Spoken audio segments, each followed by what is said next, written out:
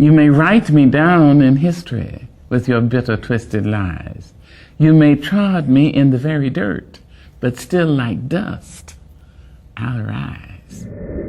What's up, brownies? I want to begin by pleading with you to please watch this video in its entirety. What I want to tell you is about a series of reactionary videos that I was going to do to the reesateesa saga that I decided to put on pause because I did not want my statements of sympathy for Legion to be misinterpreted as something else. And then couple that with the fact that I had some flare-ups with my chronic illness. I was down for a couple of days.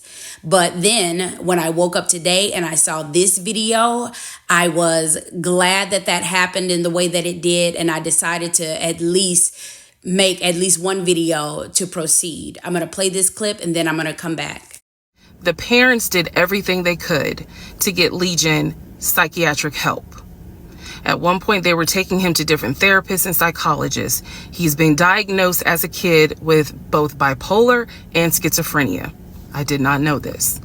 Chris informed me today, Monday, February 26th, during that phone call, that their father came out of retirement to help pay for the medications. And as Legion got older, he refused to take them. Did not know that. I say all this to say that Chris gave me permission to go ahead and relay this message to everyone to clear up some things that were said in the 50-part series. He also had a message for me. He said, "We support you. The family is not mad at you. We've known how he is for years. You can expose that motherfucker." So thank you, Chris. I told him I would make this video to clarify exactly what he said. And he told me that if you or any friends know the family personally up in Philly, Chris has a message for you. The captain is loose. Apparently, you all should know what that means if you know the family.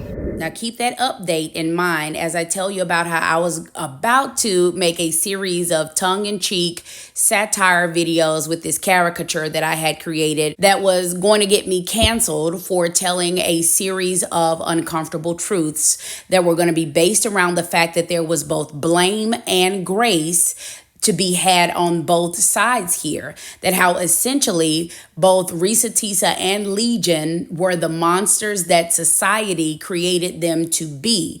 But in Teresa's case, she could have solved the mystery all by herself, even without the help of Scooby and the rest of the gang, had she just taken some very simple common sense steps. But the reason why she didn't do it was due to a financial motivation and also desperation, which was going to lead me into why I was titling my series thereafter, "Why Didn't I Get Married?" It's because society puts this pressure on women to hurry up and get married because that is what your worth is defined as a woman. Whereas because there are so many women out here that knows what really goes on in marriages and how there's an exorbitant amount of misery that comes along with it a lot of times, that's why you see so many modern women are voluntarily and happily single. Also, when you remove all of the fluff around this unnecessarily long story, and I say that respectfully, still enjoyed it. I wish the best for her because essentially what the story was saying is she married a man and then she found out that her husband was a liar and a cheater. Basically, he's just a man because that's going to be the end result of over 90% of all heteronormative relationships, right? Whether you all admit it or not, and many of you are going to stay longer than you should, just like she did, for the same reasons that she did. So the reason why this is being sensationalized is because of your trauma bond. And whereas that is understandable, I was going to point out the way that you all were adding charges onto this man that did not even belong to him. And I actually found that to be disgusting. So let's get into the character or caricature that I was going to use to discuss all of this and how it was going to get me canceled.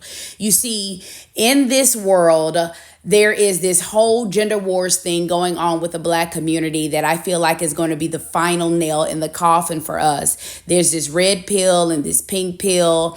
And if you are a Black man and you say anything positive about Black women, then they'll call you a simp. Likewise, if you are a Black woman and you say anything in defense of a Black man, they are going to call you a pick-me. Well, my whole platform was supposed to be about the fact that balance equals righteousness, and anything that lacks balance will inevitably lead to chaos, which is what you see with these Black gender wars. This stuff is chaotic, right?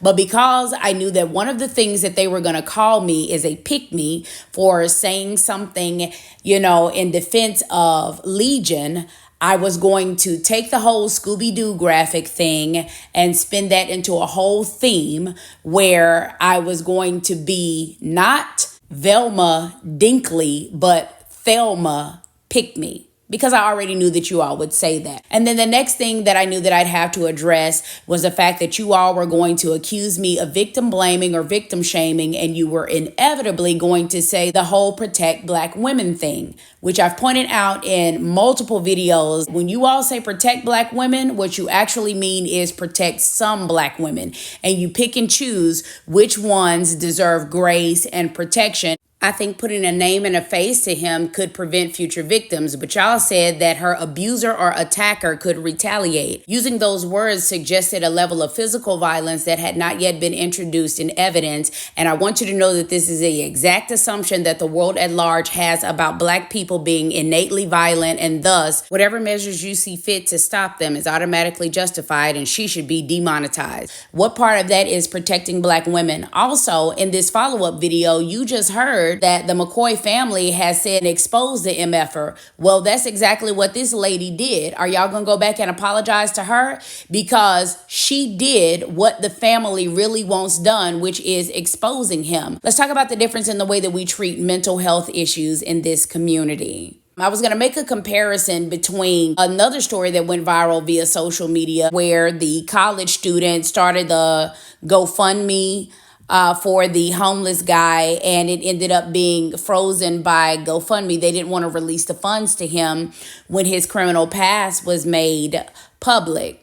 Kanye been a jackass for a long time, and you all made the excuse was, man, that he's just grieving his mother. But you let him run with that for like over a decade before his mental health diagnosis was made public, and then that was the excuse henceforth. Let me be 1000% clear on my stance on mental health problems. Whereas your mental health is not your fault, it is still your responsibility. So anybody that's been diagnosed, it is your job to make sure that you remain medicated so that you are not a danger to yourself and to others. His family plays some responsibility in that. If nothing else, why didn't they tell her about this diagnosis 2 years ago when she first called talking about this situation? Because I do think that a lot of what he did could be attributed to the mental health problem and not just lying. But once again, look at how we all pick and choose who deserves to be a victim. Many of you are still not giving that grace to Jerome now that you have this tidbit of information from me looking at the comment section of the video, which by the time I viewed it, it had over 2 million views. You knew that the guy Alonzo had a criminal record, and you were still painting him as a victim and not the white woman that he victimized based on race. But why wasn't that woman deserving of protection? Is it because she wasn't a Black woman and it's about protect Black women? Do you see how inconsistent you are with things? And because your moral compass is all over the place as it pertains to justice, that's why it's so easy for you to never get any. So if you like talking points like this or having a more detailed, nuanced conversation that's more in depth and not just so lowbrow and low hanging fruit, you're going to have to follow or subscribe on all social media platforms. And if you're hitting something to get the notifications, you're still going to have to check back manually, because another thing that I want to discuss another day is how I've already proven that when it's true pro-Black or collective uplift content about Black people, the algorithms actively suppress it. Another topic for another day, but this Kev on Stage video that I made, It's actually one of the ones that proves exactly that. So if you're interested, go ahead and let me know in the comments and with your support. And if so, I'll make other videos. If not, I just might leave it alone. So you